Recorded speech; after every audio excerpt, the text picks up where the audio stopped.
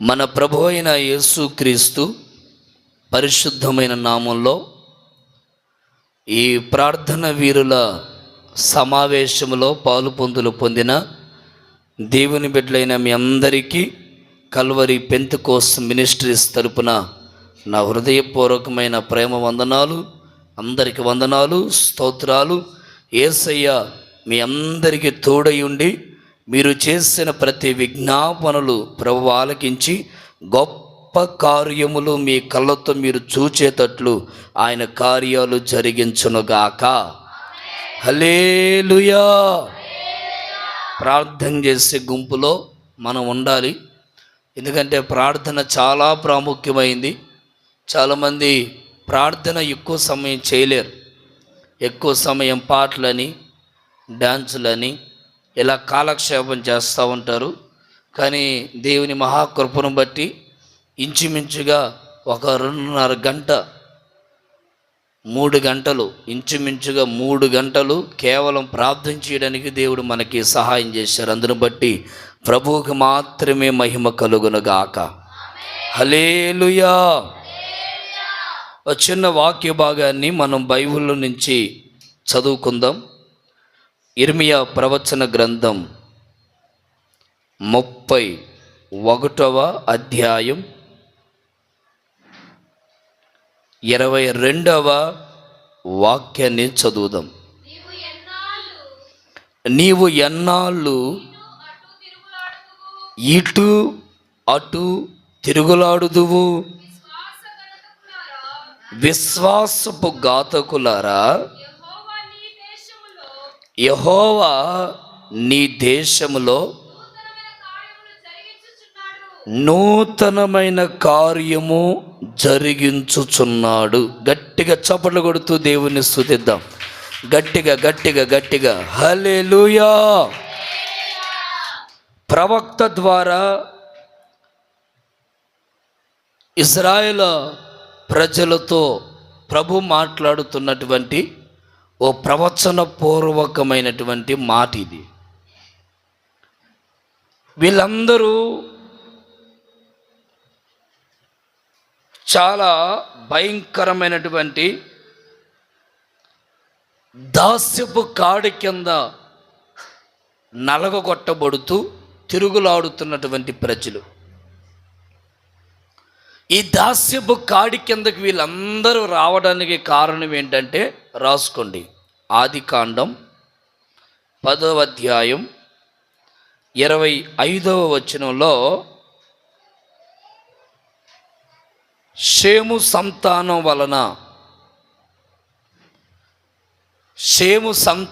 వలన ఈ దాస్యపు కాడి కిందకు వచ్చే అనుభవం కలిగింది. ప్రియులారా, చాలామంది ఈ దాస్యపు కాడి కిందే నలగొట్టబడుతూ నలిగిపోతూ చాలా భయానకరమైనటువంటి పరిస్థితుల్లోకి వెళ్ళిపోతూ ఉన్నారు. అందుకని ప్రభు అంటారు ఏంటంటే, ఇక మీ జీవితంలో ఈ దాస్యపు అనే అనుభవాలు కనబడకుండా నేను దేశంలో ఒక నూతనమైన కార్యము జరిగించబోతున్నాను. ఒక నూతనమైన కార్యం సంఘములో ఉంటున్న బిడ్డలందరూ అనుభవించుదురుగాక. ఒక నూతనమైన కార్యం ప్రార్థన వీరుల సమావేశంలో పాలు పొందిన ప్రతి ఒక్కరూ అనుభవించుదురుగాక. హల్లెలూయా. మనుషుని జీవితంలో రకరకాల పరిస్థితులు ఉండొచ్చు. నీ పరిస్థితి ఏదైనా, నీ సమస్య ఏదైనా, నీ శోధన అది ఎంత పెద్ద బలమైందైనా సరే, కానీ బైబిల్ చెప్తుంది, నేను నీ జీవితంలో ఒక నూతనమైన కార్యము చేయబోతున్నాను. ఆమేన్. గట్టిగా చెప్దాం ఆమేన్. ఇంచుమించుగా 1947 సంవత్సరాలు క్రితం బ్రిటిష్ పరిపాలనలో మన దేశం అంతా వాళ్ళ కాడి కింద ఏమైపోతున్నారు, నలగొట్టబడుతున్నారు. అదే సంవత్సరంలోనే దైవజనులు యేసన్న గారు కూడా పుట్టారు. స్తోత్రం చెప్పండి గట్టిగా. భక్తులు, చాలామంది అమర యోధులు, ఎంతోమంది పోరాడి పెనుగులాడి ప్రాణాలు సైతం అర్పించి యుద్ధాలు చేసి ఎంతోమంది భక్తులు, వాళ్ళందరి ద్వారా మన దేశానికి ఏమొచ్చిందంటే ఒక స్వాతంత్ర్యం అనేది వచ్చింది. దేవుడు చాలామంది జీవితాలలో ఏదో ఒక కార్యము చెయ్యాలని ఆశపడుతూ ఉన్నాడు. కానీ ఆ కార్యాలు జరగకపోవడానికి ఎన్నెన్నో సమస్యలు మన జీవితంలో ఉండొచ్చు. ఈ బానిసత్వపు కాడి కింద నుండి ఇక మన జీవితం వింతే, ఇక మన స్వతంత్రులుగా బ్రతకలేము, మన స్వతంత్రులుగా మారలేము, మన జీవితాంతం ఈ దాస్యపు కాడి కింద నలిగిపోవడం అని బ్రతుకుతున్నటువంటి వీరి జీవితంలో ఒక అద్భుతం జరిగింది. ఆ 1947వ సంవత్సరం ఆగస్టు 15 రోజున ఏమైందంటే ప్రతి ఒక్కరికి స్వాతంత్రం వచ్చింది. అలాగే ఈరోజు వరకు నీ జీవితంలో నలిగిపోతూ, శ్రమలు అనుభవిస్తూ, శోధించబడుతూ, మనశ్శాంతి లేక కలవరబడుతున్నావేమో, ఖచ్చితంగా దేవుడు నీ జీవితంలో ఒక నూతనమైన కార్యము జరిగించి దేవుడు నీకు స్వాతంత్ర్యం అనుగ్రహించునుగాక. గట్టిగా చెప్దాం, హల్లెలూయా, హల్లెలూయా, హల్లెలూయా. ఇప్పుడు మన దేశం ఎలాంటి పరిస్థితుల మధ్యలో ఉందంటే 1-2 మాటలు ఏబి అని చెప్పి ఆ తర్వాత నేను పాయింట్లోకి వెళ్తాను. ఒకసారి చూడండి, యెషయా గ్రంథం 24వ అధ్యాయం 6వ వచనం.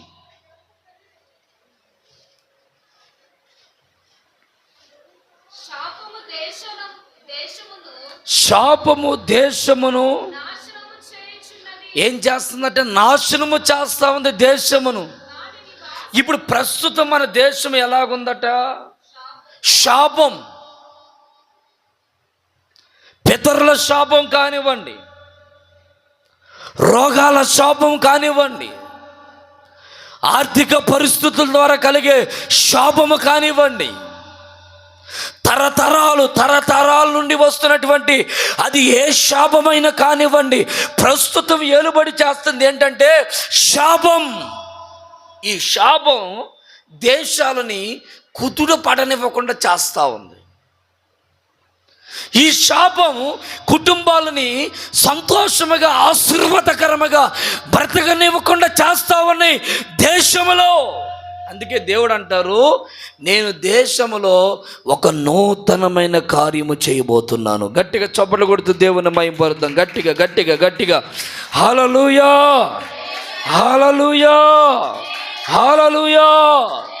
ఈ శాపములో నుండి, ఈ పాపపు ఊబిలో నుండి, ఈ భయంకరమైనటువంటి క్రోధత్వములో నుండి, ఈ భయంకరమైనటువంటి ఉచ్చుల్లో, ఉరుముల్లో నుండి దేవుడు విడిపించడానికి ఒక కార్యము నీ జీవితంలో చేయబోతున్నాడు. సొదొమ గొమొర ప్రాంతము కూడా ఏ శాపముతో పీడించబడుతుందంటే పాపపు శాపం. ఆ ప్రజలందరూ చూడడానికి బాగానే అంగుగా రంగుగా కలకల్లాడుతూ బాగానే ఉన్నారు, కానీ ఏదో ఒక శాపం వారిని వెంటాడి వేధిస్తూ ఉంది. చూడడానికి పైకి బాగానే కనపడుతున్నారు, కానీ వారి కుటుంబంలో ఏదో ఒక శాపం. పైకి బాగానే సంతోషంగా కలకల్లాడుతున్నారు, కానీ వారి జీవితంలో ఏదో తెలియకుండా వెంటాడుతున్నటువంటి ఒక శాపం. ఆ శాపం ఏంటంటే ఆ దేశంలో అడుగుపెట్టిన వాళ్ళు ఏ ఒక్కరు కూడా పరిశుద్ధులుగా బతకలేకపోతున్నారు. ఆ శాపం చివరికి ఏం చేసిందంటే దేవుని ద్వారా అగ్ని గంధకములతో కురిపించబడి ఆ దేశమంతా కాలిపోతా ఉంది. ఈరోజున శాపాలను బట్టి నష్టపోతున్నావేమో, శాపాలను బట్టి కోల్పోతున్నావేమో, శాపాలను బట్టి క్షీణించిపోతున్నవేమో. ఒక దైవజనుడిగా ఈ ప్రార్థన వీరుల సమావేశంలో చెప్పగలను, మన దేశంలో అనబడుతున్న నీ కుటుంబంలో, నీ వ్యక్తిగత జీవితంలో, సంఘములో దేవుడు ఒక నూతనమైన కార్యము చేయబోతున్నారు. నూతనమైన క్రియ జరగబోతుంది నీ జీవితంలో. నూతనమైన మేలును పొందుదువుగాక, నూతనమైన ఆశీర్వాదము పొందుదువుగాక, నూతనమైన క్షేమమును అనుభవించుదువుగాక.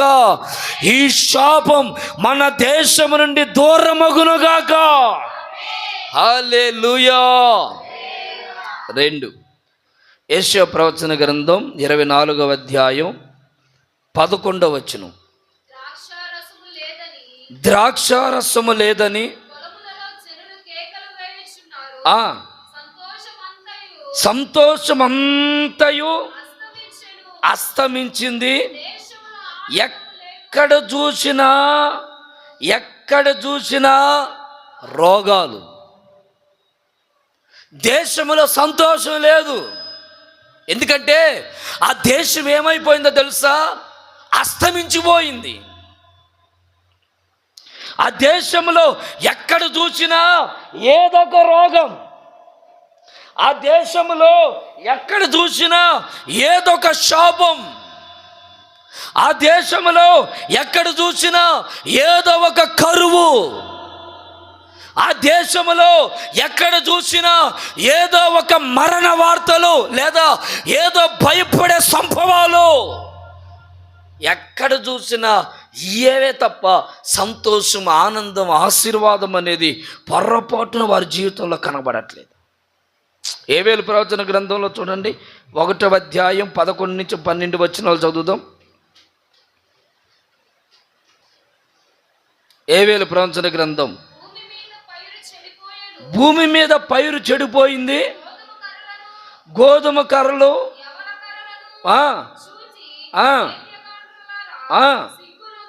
సిగ్గునందుడి. చూడండి, ద్రాక్ష తోట ఏమైపోయిందట? పాడైపోయింది. రోదన చేస్తున్నారు, చెడిపోయాయి.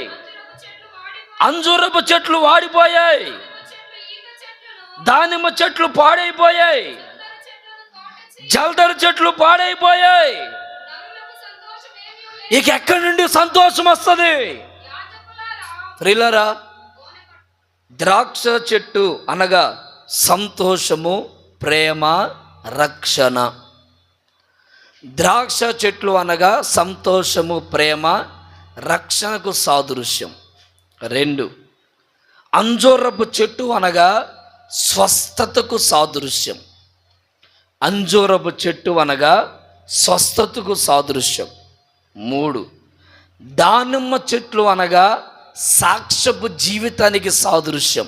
ఏ జీవితానికి? సాక్ష్యపు జీవితానికి సాదృశ్యం. 4 ఈత చెట్లు అనగా విశ్రాంతికి సాదృశ్యం.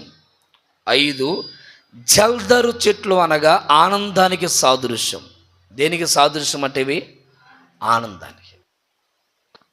ఏం కోల్పోతున్నామంటే ప్రేమ కోల్పోతున్నాం, సంఘాల్లో సాక్ష్యం కోల్పోతున్నాం, ఆనందం లేదు. ఏమండి, స్వస్థత లేవు, విడుదల లేదు, తీరని రోగాలకి విడుదల లేదు. ఎంత వైద్యం దగ్గరికి ఎంత వైద్యం అందించుకుంటున్నా, హాస్పిటల్ పాలవుతున్నా, పొరపాటున ఆరోగ్యాలు కలగట్లేదు దేహాలలో. దేశంలో ఏం వినబడుతుంది? ఏం కనబడుతుంది? దేశం ప్రస్తుతం ఎలాగుందట? ఆనందము లేనటువంటి దేశాలుగా ఉంది. ఒకటేమో దేశాలలో శాపం వెంటాడుతుంది, 2 దేశాలలో ఏమి లేదు? ఆనందం లేదు. తోటలు వేసిన వాళ్ళందరూ నష్టపోతున్నారు, దుఃఖక్రాంతులు అవుతున్నారు. ఈ రోజున నీ జీవితంలో కూడా ఇదే సమస్య ఏమో. ఈ ప్రార్థన వీరుల సమావేశములు అడుగుపెట్టిన నా ప్రియ దేవుని బిడ్డ, ఒక దైవజనుడిగా నేను ప్రవచన పూర్వకంగా ఈ మాట చెప్పగలను. అదేంటంటే, నువ్వు ఏ విషయంలో సంతోషాన్ని కోల్పోయావో నిశ్చయముగా దేవుడు ఒక నూతనమైన కార్యము జరిగించునుగాక. నూతనమైన కార్యము జరుగునుగాక. నీ కుటుంబంలో దేవుడు ప్రేమను పుట్టించునుగాక. నీ కుటుంబంలో దేవుడు నీకు స్వస్థత అనుగ్రహించునుగాక. నీకు సాక్ష్యము పుట్టించునుగాక. నీకు నెమ్మదిని పుట్టించునుగాక. యేసు నామములో దేవుడు నీ కుటుంబాన్ని సరిచేసి బాగు చేయునుగాక. ఆనందపు ధ్వని నీ గుడారములో కలుగునుగాక. ప్రభు ఈ మాసలు చెప్పారు కదా, హర్షధ్వనులు వినబడేటట్లు చేస్తానని. ఏ విషయాన్ని బట్టి నువ్వు ఆనందము లేకుండా, నోటెమ్మిట చిరునవ్వు లేకుండా, దుఃఖము మానసికంగా తెలియకుండా వేదన పడుతున్నావో, ఒక దైవజనుడిగా నిండు మనసుతో నేను చెప్పగలను, ప్రభు నీ దుఃఖమును నాట్యముగా మార్చి నూతన కార్యము చేయునుగాక. నూతన కార్యము చేయునుగాక. నూతన కార్యము చేయునుగాక. హల్లెలూయా, హల్లెలూయా.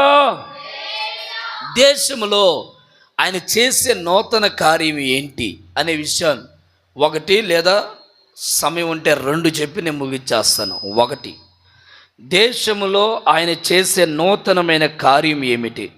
యెషయా గ్రంథం 61వ అధ్యాయం 4వ వచనం.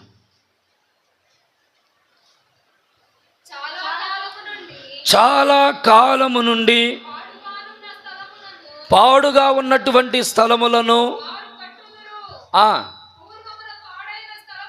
పూర్వములో పాడైపోయినటువంటి స్థలములను కట్టుదురు, పాడైనటువంటి పట్టణములను.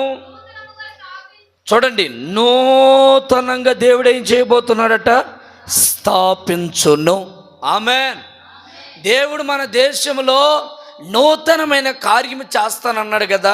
ఏంటి ఆ కార్యం అంటే, దేవుడట పాడైపోయినటువంటి పట్టణాలని మరలా దేవుడు నూతనముగా స్థాపించబోతున్నాడు. గట్టిగా చెప్పాలి ఆమేనని, బిగ్గరగా చెప్పాలి ఆమేన్, ఆమేన్, హల్లెలూయా. చూడండి, ఈ సందర్భంలో నీ జీవితంలో ఏ విషయాన్ని బట్టి నువ్వు పాడైపోయావో, ఏ విషయాన్ని బట్టి నువ్వు పతనమైపోయావో, ఏ విషయాన్ని బట్టి నువ్వు నీ పురములు పాడైపోయావో, ఏ విషయాన్ని బట్టి నీ పునాదులు పాడైపోయాయో, ఏ విషయాన్ని బట్టి నీ కుటుంబం పాడైపోయిందో, ఏ విషయాన్ని బట్టి నీ ప్రాంతం పాడైపోయిందో, ఏ విషయాన్ని బట్టి నీ జీవితం పాడైపోయిందో, పాడైపోయిన ప్రతి పురములన్నిటినీ దేవుడు మరలా బాగు చేయునుగాక. దేవుడు మరలా స్థాపించునుగాక. దేవుడు మరలా నిలబెట్టునుగాక. దేవుడు మరలా సాక్షి కొరకై నిలబెట్టునుగాక. హల్లెలూయా, హల్లెలూయా, హల్లెలూయా. పాడైపోయినటువంటి పురములను బాగు చేయగలిగిన శక్తి కలిగిన దేవుడు. ఈ రోజున చాలామంది ఏమైపోయారంటే, వారి కాలములలో ఆ సరైనటువంటి పంటనివ్వకుండా చెట్లు పాడైపోతున్నాయి, సరిగా పండకుండా పొలాలు పాడైపోతున్నాయి, సరిగా ఉద్యోగంలో రాబడి రాకుండా ఉద్యోగ వ్యవస్థలు పాడైపోతున్నాయి, వ్యాపార వ్యవస్థలు పాడైపోతున్నాయి, నీ కుటుంబ వ్యవస్థలు పాడైపోతున్నాయా? అయితే బైబిల్ అంటుంది, ఏ విషయాలను బట్టి ఏ పరిస్థితులు పాడైపోతా ఈరోజు వరకు వచ్చాయో, దేవుడు ఒక నూతనమైన కార్యము నీ జీవితంలో చేయనుగాక. నూతనమైన కార్యము చేయునుగాక. పాడైపోయిన నీ కుటుంబాన్ని దేవుడు కట్టునుగాక. పాడైపోయిన నీ ప్రాంతాన్ని దేవుడు కట్టునుగాక. పాడైపోయిన నీ ఇంటిని మరల దేవుడు కట్టునుగాక. పాడైపోయిన నీ స్థితిని దేవుడు మార్చునుగాక. పాడైపోయినటువంటి నీ ప్రాకారములను దేవుడు మరలా స్థాపించునుగాక. ఆమేన్. గట్టిగా చెప్పండి హల్లెలూయా. స్థలం అనగా ప్రాణం. స్థలము అనగా ప్రాణం. పట్టణము అనగా శరీరం. పురము అనగా ఆత్మ. ప్రాణం, శరీరం, ఆత్మ. ప్రియులారా, ఏ విషయాలు బట్టి నీ శరీరం పాడైపోయిందో, ఏ విషయాలను బట్టి నీ ప్రాణం పాడవుతుందో, ఏ విషయాలను బట్టి నీ ఆత్మ పాడవుతుందో, పాడైపోయిన ప్రతి పరిస్థితిని దేవుడు మరలా కట్టునుగాక. శబ్దమా గట్టిగా ఆమేన్ అని. ఆమేన్. ఆమోసు గ్రంథం 9వ అధ్యాయం 11వ వచనం ఒకసారి చూద్దాం. ఆమోసు గ్రంథం 9వ అధ్యాయం 11వ వచనం.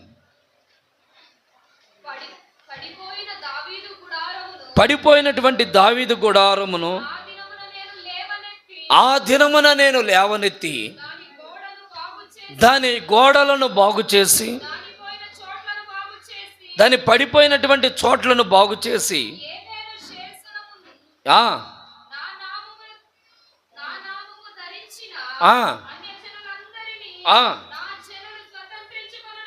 దేవునికి మహిమ కలుగునుగాక. దేవుడు ఇక్కడ ఏం చెప్తున్నారంటే, పాడైపోయినటువంటి దావీదు పురములన్నిటినీ దేవుడు మరలా బాగు చేయబోతున్నాడు. అమ్మా, దేవుడు మరలా మన జీవితాన్ని ఏం చేయబోతున్నాడు అంటే బాగు చేయబోతున్నాడు. పాడైపోయిన నీ కుటుంబ వ్యవస్థని దేవుడు మరలా బాగు చేయనుగాక. గట్టిగా చెప్పండి ఆమేనని. పాడైపోయిన నీ భర్తని దేవుడు బాగు చేయనుగాక. పాడైపోయిన నీ భార్యను దేవుడు బాగు చేయనుగాక. పాడైపోయిన నీ పిల్లలని దేవుడే బాగు చేయనుగాక. పాడైపోయిన నీ కుటుంబ వ్యవస్థని దేవుడు బాగు చేయనుగాక. గట్టిగా చెప్దాం హల్లెలూయా, హల్లెలూయా, హల్లెలూయా. ఇలా మనం చదువుకుంటూ పోతే చాలా విషయాలు బైబిల్లో రాయబడ్డాయి. దావీదు గుడారము అంటే మన ఆత్మీయ జీవితానికి సాదృశ్యంగా మార్చబడింది. ఈరోజున చాలామంది ఆత్మీయ జీవితాలు ఏమైపోతున్నాయి అంటే కూలిపోతున్నాయి, పాడైపోతున్నాయి, పతనా స్థితిలోకి వెళ్ళిపోతున్నాయి గుడారాలు. ఒక శ్రేష్టమైన ఆశీర్వాదకరమైన ఆహ్లాదకరమైనటువంటి కుటుంబాలుగా నిలబడకుండా కుటుంబ వ్యవస్థలు పాడైపోతున్నాయి. అందుకని మీరు విశ్వసించండి, ఏ విషయములో నువ్వు పాడైపోతున్నావో, ఏ విషయములో పాడైపోతున్నాయో, యేసు నామములో పాడైపోయిన ప్రతి పరిస్థితిని దేవుడే మరలా బాగు చేయునుగాక. గట్టిగా చెప్దాం ఆమేన్, ఆమేన్, హల్లెలూయా.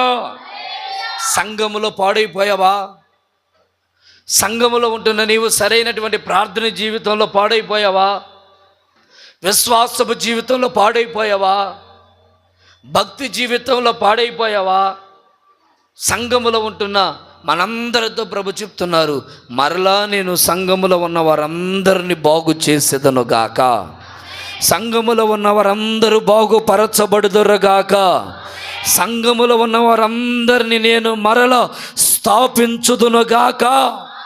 హల్లెలూయా. గట్టిగా చెప్దాం హల్లెలూయా. పాడైపోయిన ప్రతి పరిస్థితిని దేవుడు బాగు చేస్తాడు. నీ పరిస్థితి ఏది పాడైపోయిందో, ఏది బాగు చేయలేదో దేవునికి చెప్పు. అయ్యా, నా కుటుంబం పాడైపోయింది, నా పిల్లలు పాడైపోయారు, నా కుటుంబాన్ని కట్టయ్యా, నా కుటుంబ వ్యవస్థని కట్టు, నా కుటుంబంలో ఒక నూతనమైన కార్యం చేయి, ఒక నూతనమైన సహాయం చేయండి, ఒక నూతనమైన మేలు కలుగు చేయండి, ఒక నూతనమైన ఆశీర్వాదపు ద్వారం నా కుటుంబంలో తెరువు ప్రభువా. నా కుటుంబంలో పాడైపోయిన పునాదుల్ని మరలా కట్టు, పాడైపోయిన స్తంభాలని మరలా నిలబెట్టు. పాడైపోయిన స్తంభము లాంటి వ్యక్తులు నీ కుటుంబంలో, నీ కుటుంబాన్ని నడిపిస్తున్న వ్యక్తులు ఉంటారు కదా, ఏ విషయంలో పాడైపోయారో మరలా దేవుని అడుగు. ఖచ్చితంగా దేవుడు ఒక నూతనమైన కార్యం ఈ ప్రార్థన వీరుల సమావేశంలో దేవుడు జరిగించును గాక. గట్టిగా చెప్దాం హల్లెలూయా, హల్లెలూయా. సంఘములో పాడైపోయే అనుభవం కనబడకూడదు. సంఘములో ఉంటున్న వాళ్ళందరి జీవితంలో ఒక నూతన కార్యము దేవుడు చేయనుగాక. గట్టిగా ఇంకొక మాట చెప్తాను బైబిల్లో నుంచి, ఇంకొక మాట చెప్తాను చూడండి. బైబిల్లో నుంచి 43వ అధ్యాయం, యెషయా ప్రవచన గ్రంథం 43వ అధ్యాయం 19వ వచనం. ఇదిగో నేనొక నూతన క్రియను చేయుచున్నాను, ఇప్పుడే అది మొలుచును, మీరు దాన్ని ఆలోచించరా? నేను అరణ్యములో త్రోవ కలుగు చేయుచున్నాను, ఎడారిలో నదులను పారజేయుచున్నాను. నేను ఏర్పాటు చేసుకున్నటువంటి ప్రజలు త్రాగుటకు అరణ్యములో ఏం పుట్టిస్తున్నాడట దేవుడు? నీటిని పుట్టిస్తున్నాడట. స్తోత్రం చెప్పండి గట్టిగా, హల్లెలూయా, హల్లెలూయా. దేవుడు ఒక నూతనమైన కార్యము నీ జీవితంలో జరిగించును గాక. రెండో కార్యం ఏంటంటే, ఆయన చేసే కార్యం అరణ్యములో నీటిని పుట్టిస్తాడట. స్తోత్రం చెప్పండి. అరణ్యం అనగా ఎండిపోయిన అనుభవం, ఏమి ఉండదు అరణ్యములో. ఏమి లేని చోటే దేవుడు అద్భుతము నీ జీవితంలో చేయనుగాక. ఏమి లేదనుకున్న నీ కుటుంబంలోనే ప్రతికూలతలన్నిటినీ అనుకూలముగా మార్చివేయునుగాక. నువ్వు